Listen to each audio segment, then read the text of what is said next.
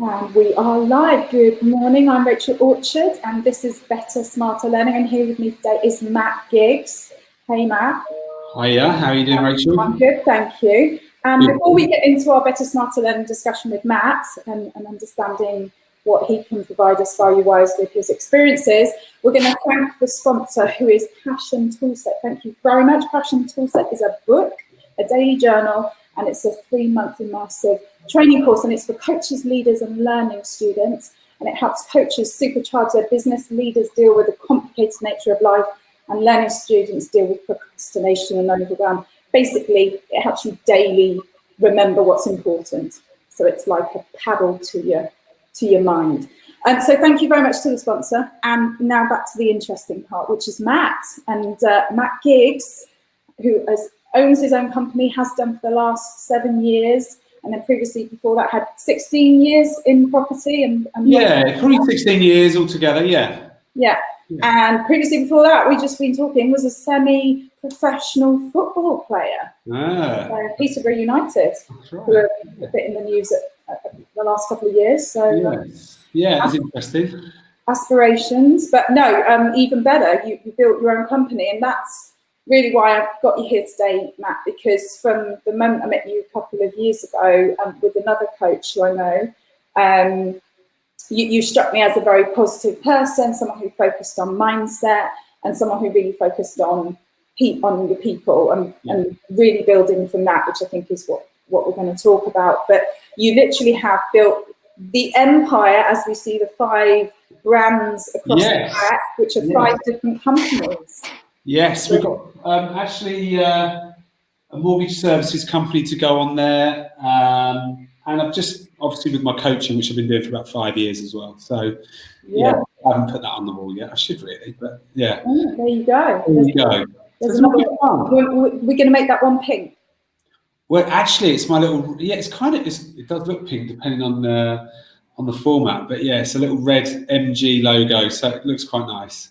Oh, very smart, very smart. Yeah, so let's delve into it, because obviously, like with my tool set, the reason I came up with the tool set was I for 7 years I studied the greats, I studied entrepreneurs, I studied the people who'd failed and learned and tried to find a formula. And the passion is an acronym, so each letter stands for a whole tenet of performance and kind of the secrets to what you need to do. And you went out and you did it yourself, as you said. So take us back to, you were in property, and I think you said you got as high as you could, you've got as senior as you could, which a lot of entrepreneurs do, and then think, hang on a minute, there's a way that I can maybe better deliver on my own. Totally. I mean, I was working for a company that I grew, and from a trainee right the way through to a director, or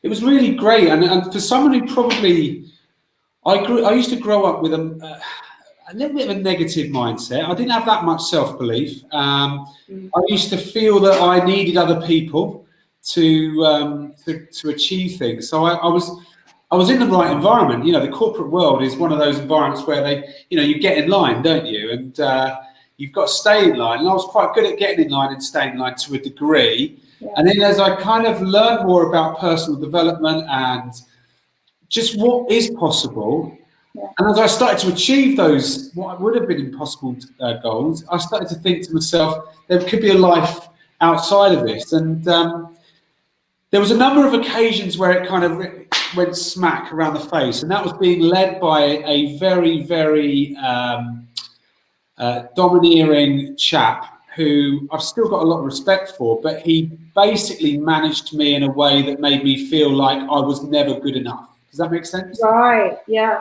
And actually a lot of it came from who he worked for in a sense, because actually I'd worked for this guy for about 10 years, and for the previous 5 years it was like working for a god, because he was working for somebody that asked questions and they were more of a mentor and a coach. Then he worked for a dictator, and he became the dictator, and I fucking hated it, if I'm being brutally honest. Use the language. Sorry. It was really difficult, because for a good 3 or 4 years they were piling in more what I would consider to be demands and expectations, giving me more, but actually it felt like I wasn't getting anything back in terms of development, rewards, recognition.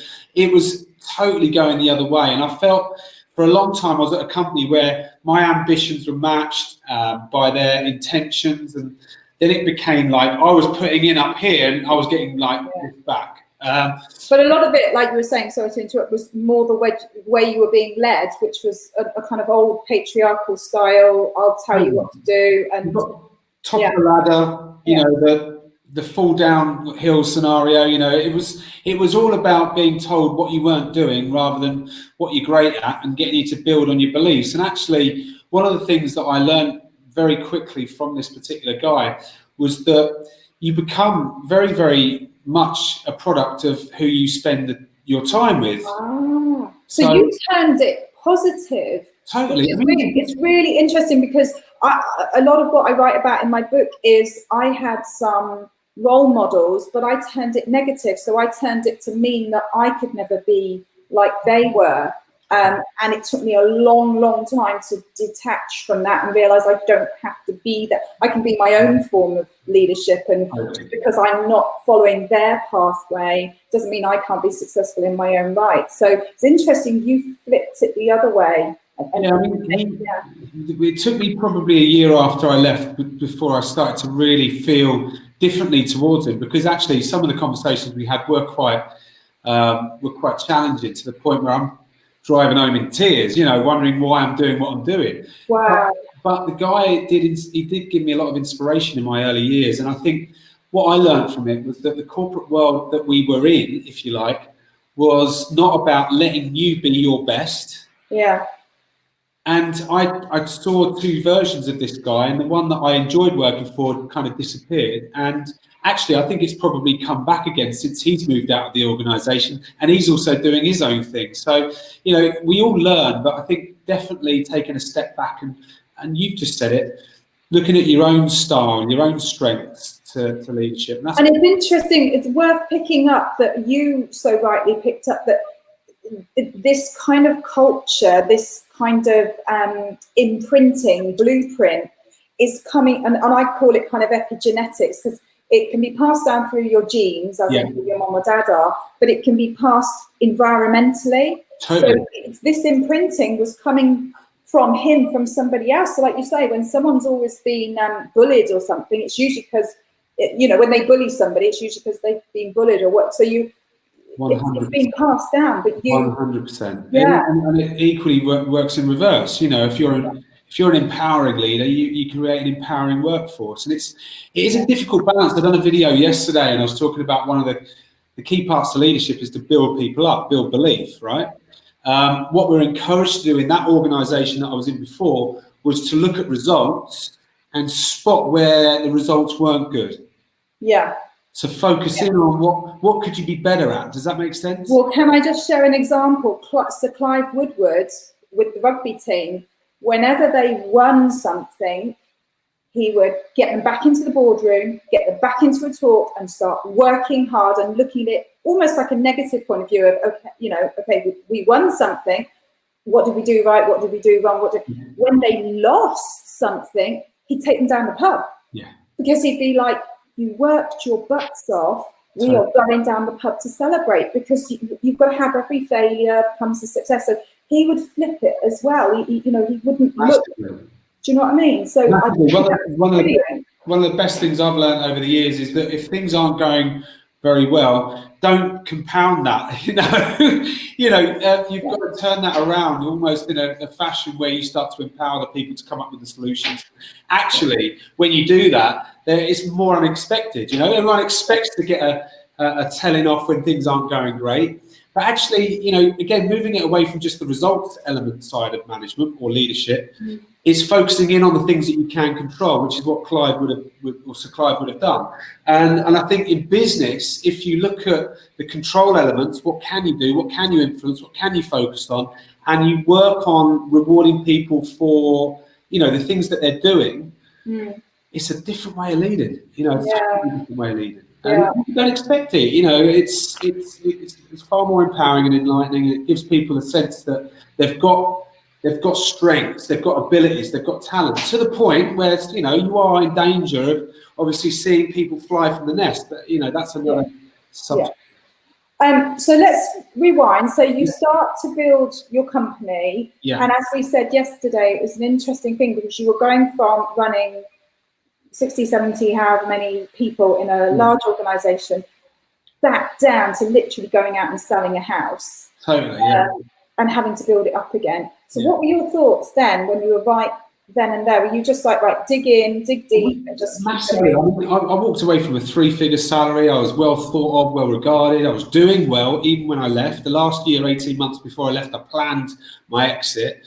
I knew Did you say a 3-figure salary? Yeah. Sorry, 6-figure. Yeah, right. I would say 3 for the first 3, but I mean, 6-figure salary. Yeah, I was working for charity actually, if I'm being honest. But the key for me was I was trapped, if you like, in my mind. I thought, I've got this great salary, I've got a big mortgage, we've just had our first child, I've got the pension contributions, I've got a nice car, all of the trappings.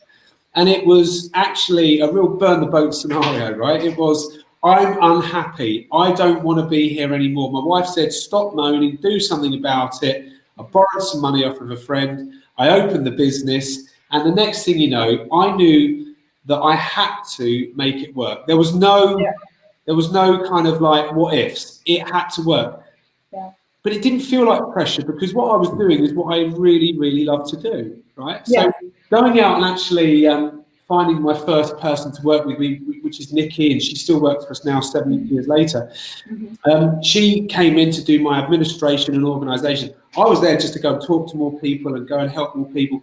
And it just started to kind of snowball at that point. But I knew what the vision was. I knew what we wanted to achieve, and I knew why we were doing it. And I absolutely remained crystal clear. It wasn't a case of I want to start on my own, I want to balance and everything else. It was, I believe this needs to be done differently.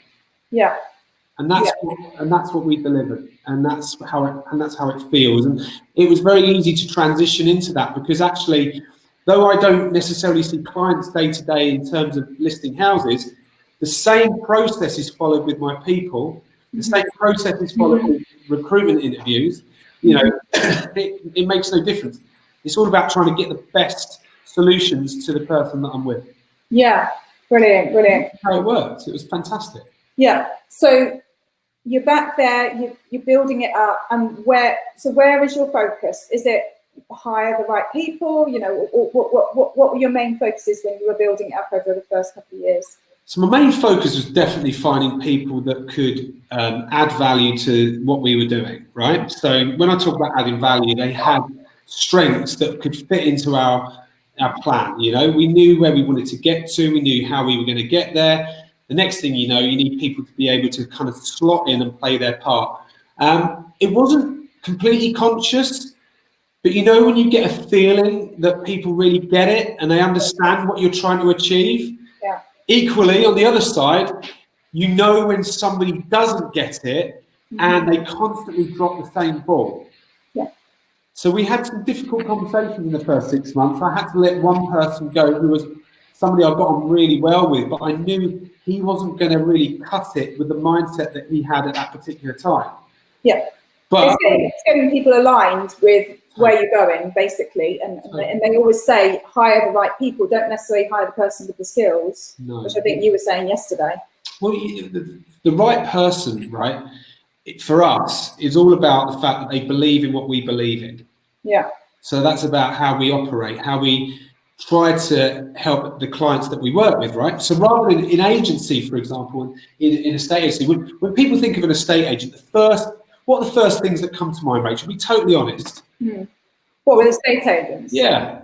Yeah, obviously they've had a bad reputation in the past. So and that tarnishedness is a good thing for an agent to kind of say, right, do you know what? That's the opinion. Let's create a different reality. So what most people feel about agencies over the years is you don't get the communication, don't get the support, don't get the help, blah, blah, blah. And it's very true. You know, there's a lot of constructive feedback that agents probably haven't done enough with over the years. So part of the creation of Gigs & Co at the time was to talk to over 100 clients that had houses on the market with agents and actually ask them what did they love, what do they need, you know, and really get an idea of the things that they didn't like, the things that they really get frustrated by. And the frustrated list created the opposite, right? So everything that they hated about agency, we created a lot of values on the other side, and almost like an expectation of how we're going to operate. And that you know, we try our best to stick to that all the time, and that's how we built the business around those people.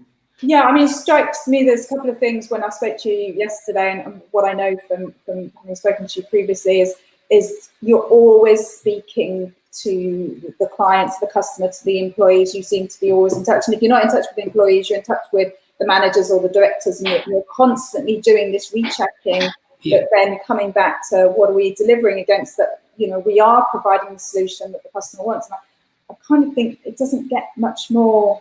That's sort of, you know, from what I read and what I see of other business leaders, it's just a lot of that, making sure you've got the checks and you're constantly measuring your performance, but you're doing the reality check. You're not coming up with what you think the customer wants. You're asking them. We so many times forget to do that. Totally. Just ask. And it's not always what you want to hear. No. You know, you've got to be prepared if you're going to get better and make progress to listen to, you know, only 3 weeks ago, I'd had a golf day, a mayor's golf day 2 weeks ago. Very nice day, a couple of gin and tonics, you know, very nice. Sat down, met a client at 7 o'clock in the evening, and I asked him to be really clear and constructive with how he feels we've done, what were his expectations, have they been met, how could we improve? And I got loads of gold out of that conversation.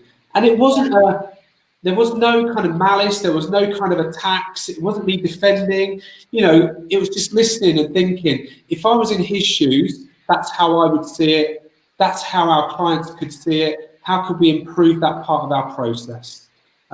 You know, all the skills for the person that he was dealing with at that particular time. Yeah.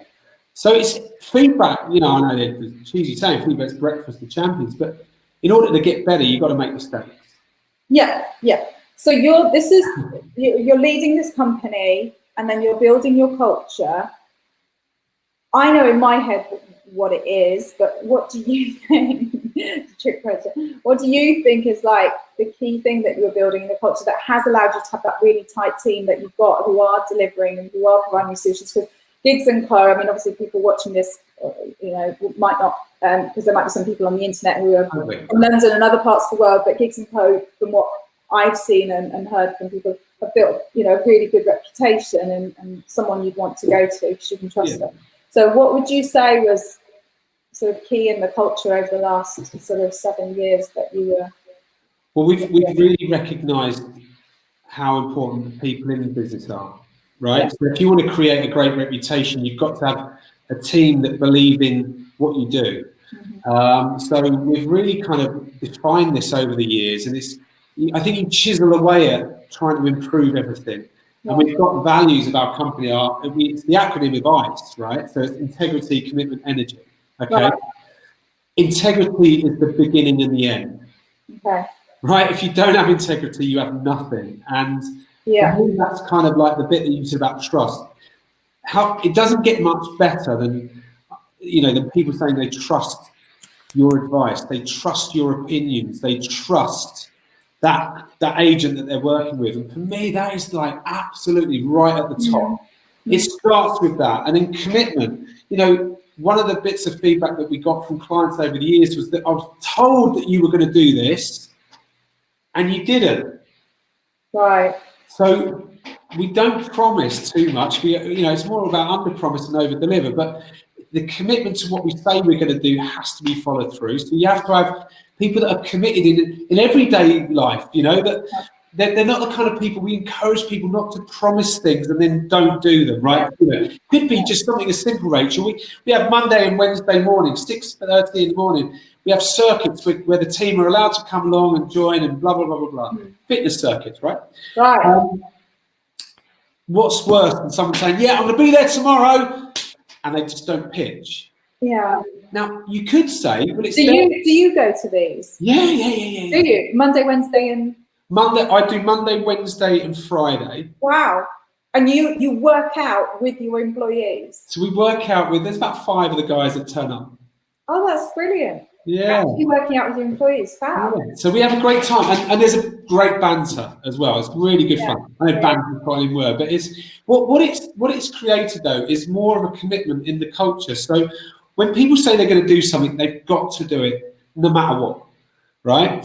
And the final thing is energy. So you're talking about fitness, right? Talking about looking after yourself. I mean, one thing that you can't, you haven't got another chance to do is look after yourself. You've got to look after yourself. And it starts in there first. And then, so personal development begins your energy journey, but it's about looking after yourself. And it's, estate agencies used to be very full of fast food. You'd be binging, going for beers after work. It would be a relentless culture of work hard, play hard. Don't get me wrong, they bloody work hard and they do play hard, but there's a lot more awareness and education around the business about actually look after yourself as well. Yeah, taking pride in yourself. It's a big thing for me. I have it on my calendar. I've got my 10 key values, and one of them is vitality. Yeah. To have the energy that, the positivity that I do, I have to have the vitality. So therefore I have to take care of myself. And it creates a better thinker, a clearer thinker. So, when you're challenged and you're thinking, why haven't I kind of met that goal? Why haven't I achieved that outcome?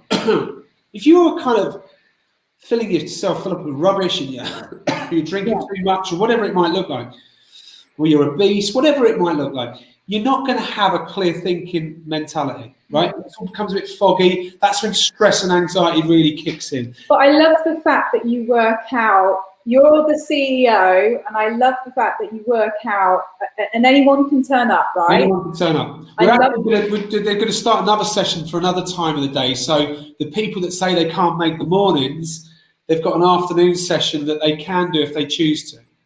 I love it, because I do my Tabata at home. I have to do it with my dog walk, and I have my water, and then I just have my 20 minutes chill out in the countryside in the morning. It's you've got to do those bits, and so many days I don't feel like doing the exercise, but I have to get it done by like 9:30 in the morning. So if I don't, I just won't do it the rest of the day. I know what I'm, you just don't want to, do you? But you do it, and then you feel better.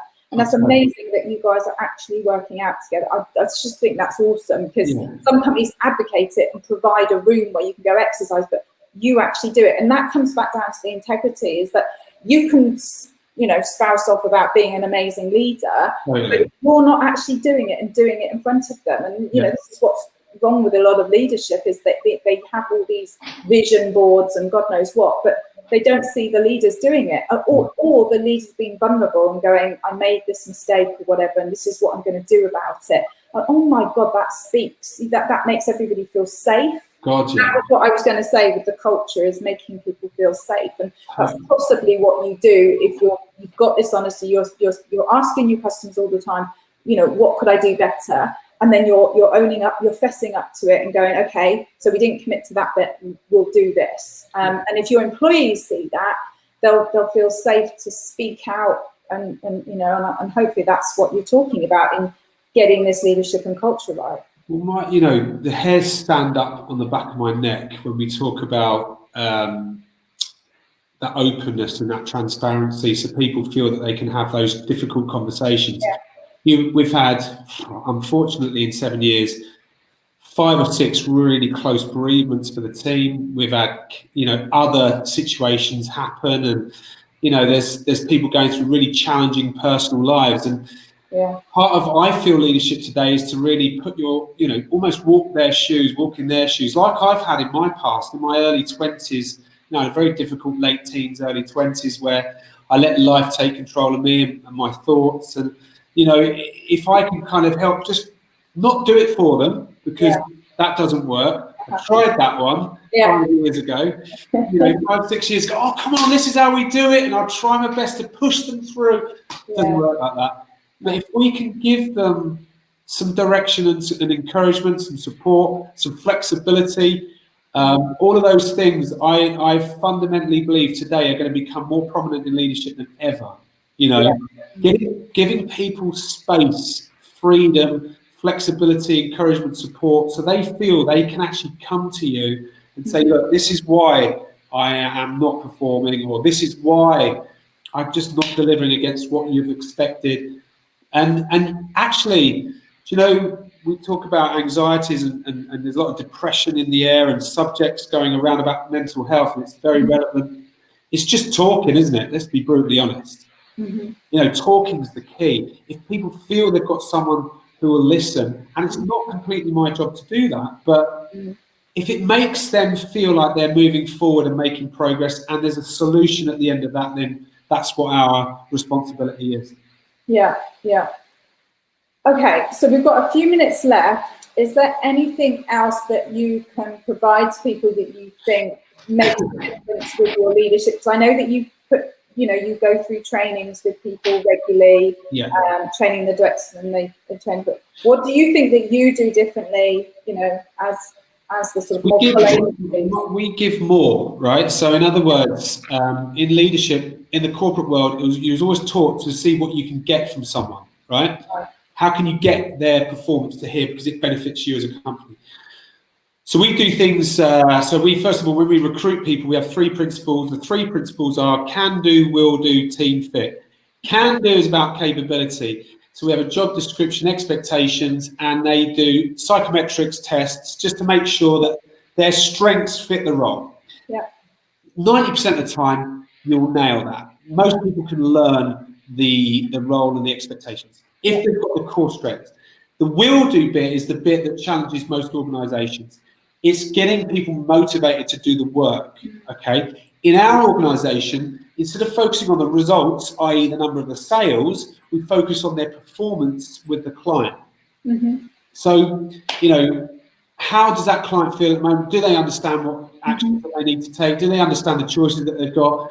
How would they rate your performance so far? Communication, confidence, etc. So we're trying to zone more in on that area because that's the part that we can control and can influence, right? And actually, that's then just a choice. That's a mental choice. That's a willingness to do the work. That's great. That's really good that you just focus on the customer experience all the time, not just against results of have you sold the house. What is the customer experience so far? And the worst thing is, it feels like you are failing a lot because your standards are quite high, and I suppose from the guy's point of view, it can sometimes feel like it's never going to be good enough. But we do use examples of what have we won, how have we helped, and so on and so forth. What was that story? I mean, I just sat downstairs before this call and we listed a house. We expected it to sell between 250 and 260, and it's just sold for 293, right? 27% over the asking price. 42 viewings. That client is ecstatic, right? And, you know, I said to the guys, that's an incredible story. Who else needs to hear that story? Right? What other clients need to use the same strategy at the moment? So it's a bit like Clive Woodward, right? That's the moment where you focus in on, right, what can we improve? So there's the can do, the will do, the willingness. That's about us to get them to do the things that they can do and focus on the things that they can influence. And then it's team fit. Here's the big one. If you work in a sales environment, i.e. there's targets and it's all about pressure and numbers, you're going to be damaging your culture. You've got to be really careful.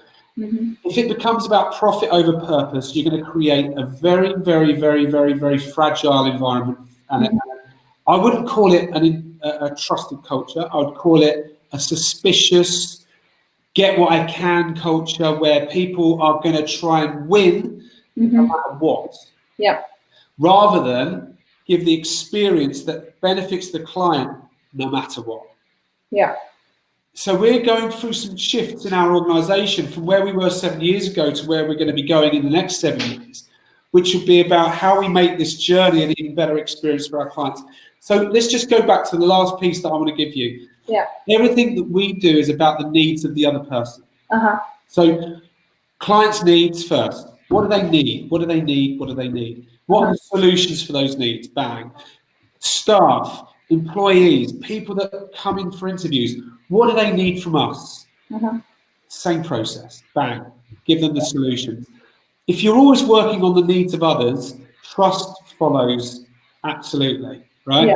You don't even have to talk about trust. You don't even have to say we're trusted. It's done by your actions. And that for me has been the biggest learn that I've had over the last 7 years. And I think what you've done is you've just kept that consistency for the business, because there's lots of great leaders that come into big businesses and then they come in and go out, and while their term's in, things are all right, but then policies change, HR policy change, whatever, and the strategy's changing all the time.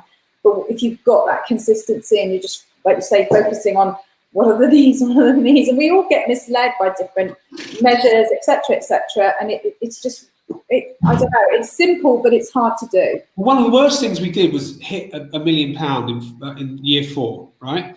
Yeah. Because what we did is we then started to set all of our goals around the finances rather than the purpose. Yeah. Right? And we started to then hire people because we needed people to fill gaps and do jobs. Now we recruit with the vision in mind, and we talk through the vision and we explain what's required and so on and so forth. So 2 totally different strategies. In a 2-year period where we were recruiting people for jobs, our turnover went through the roof, our staff turnover. We lost a lot of those people that we took on in that 2-year period because they didn't measure up to our expectations. Right. Now, in the last 2 years, we've changed that and it's become fantastic. Yeah. And you've got to keep working with it, Yeah, you're focusing on where the ship is going, and then you're just talking about that so it attracts the right people. Because it's interesting when you were saying about profits and stuff, it just reminded me of Simon Sinek, which is finite and infinite cycles, and he's now talking about it's infinite planning. It's not the finite, sort of January to January or year end. You're not planning for the year end. You're just constantly repurposing and okay, so you had a bad year, but we're focusing on the long term. What's the next 2-3 year cycles that's going on? So yeah, you make better decisions with a longer term view, in the nicest possible way. When you see where you're going and you know clearly why you're going in that direction, and all of your decisions are based around certain expectations, and you start to really make better decisions rather than, we know the recruitment process is probably one of the big things that damages businesses or it builds businesses. Yeah. And, there's no doubt you've got to recruit slower and fire faster. Now, I know some people have a real problem with that statement, but you can't hang on to people that are going to destroy your culture. Yeah. Equally, you've got to give them. So one of the things we do, Rachel, is if you were second, third interview in, you've gone through your goals, your aspirations, your dreams, your desires, what you need from us, we've got your capabilities mapped out, you know where you're going, we would say to you, come and spend some time with us before you join. Wow. So we've had a young lady, she started Monday, Abby, she's 18, she's a trainee, she's going to be a junior client associate, she's going to sit downstairs and learn everything around the organisation. She actually came in and done 3 days off her own back before she joined. Yeah. Brilliant. That sort of stuff, I think, so good. It's a win-win. You've got to make sure that it's right for them and we're right, and it works both ways. I like that you were just reinventing the rules. It's just like, wow, okay, so let's not do a recruitment thing where you come in first day. Come before. Try before you buy. So Sarah, our manager, Gigs & Co, she joined us 5 months ago. She had 5 days out of her own annual leave where she was before, working, observing, getting feedback, before she'd even started. So imagine that first day now, right? Yeah. It's nothing. It's no big deal, right? So many anxieties come up. Oh God, it's first day. I'm really nervous. Don't have any of that. Gently bring them through the business. And also during that process, you start to feel the feedback as well. Equally, we've had 2 people when we've done this process that have decided that it's going to be too demanding. It's not going to fit. Which is perfect. Because it's perfect for them and it's perfect for you. Totally. It's brilliant. It's brilliant. Every challenge is good. People just sometimes think, oh no, I've lost. No, you've gained. Totally. Yeah. Brilliant. Well, we're over time, and I've learned so much, and hopefully some other people who get to come on and watch the recording and maybe can ask some questions. Where can they reach you, Matt, if they've got some questions after? Yeah, I've got the direct email for me will be mg@mattgigs.com. Yeah. You can also, if you're keen on personal development, I've got a closed Facebook group called Matt Giggs Personal Power Group. That's free content and videos in there. Also, I'm on LinkedIn. So yeah, just give us a follow. Brilliant. And yeah, no, it's been so good talking to you. You always bring that positivity and that mindset and just the focus on things that work. So thanks, Matt. And Cheers. Speak to you soon. Take care. Bye-bye.